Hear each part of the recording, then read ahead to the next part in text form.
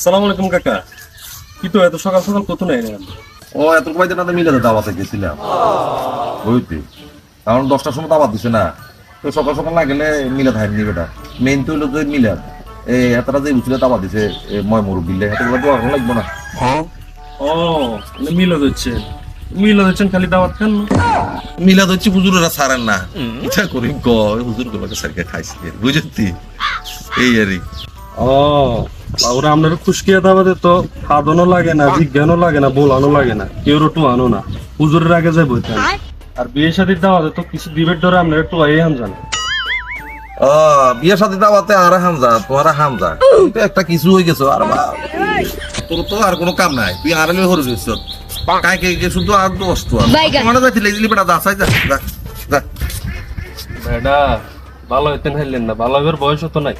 যা বেটা যা যা যা রে